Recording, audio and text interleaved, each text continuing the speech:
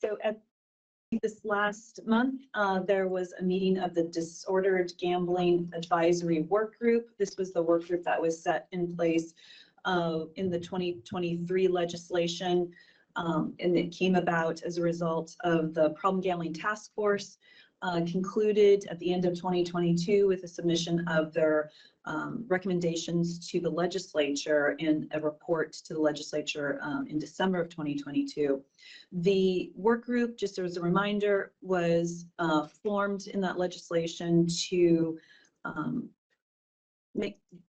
follow through as best as they could with making sure that those recommendations to the legislature were fulfilled as best they could.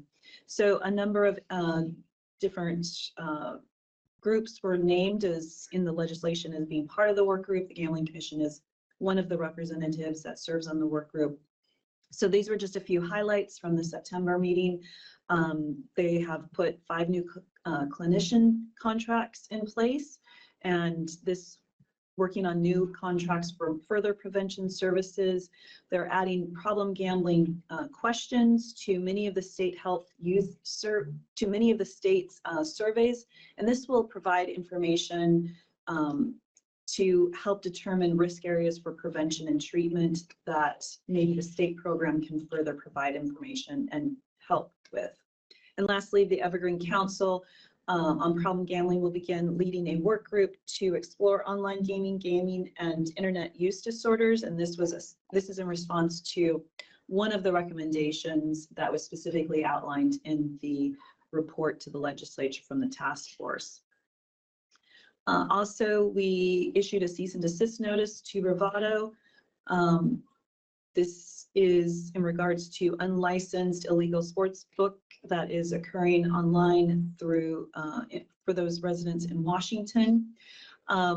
Just a reminder, our Attorney General Nick Brown signed on with, I believe, all Attorney Generals in a letter in August of 2025 to Pamela Bondi, the U.S. Attorney General, encouraging the Department of Justice to prioritize enforcement against illegal offshore gaming, because the fact that there's no licensure, there's no consumer protections with these illegal operations that are occurring.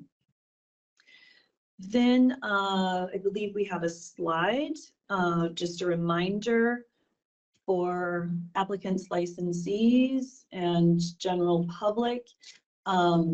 We can go to the next slide, please. We're getting closer to our go live date. There we go. Just a reminder, on October 30th, we have a demonstration planned. You need to go to our website or use this QR code to register for this webinar, and we plan to show you some of the many new features that are coming as part of our new enhanced system. And just to highlight a few of those to kind of get you interested in coming to see what's happening. There's going to be more payment options available in the My Account feature.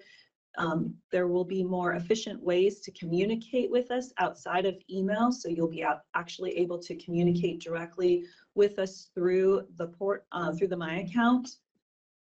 There's also going to be ways for you to submit information that you typically email or send us through the portal, as well as many applications will be online versus paper.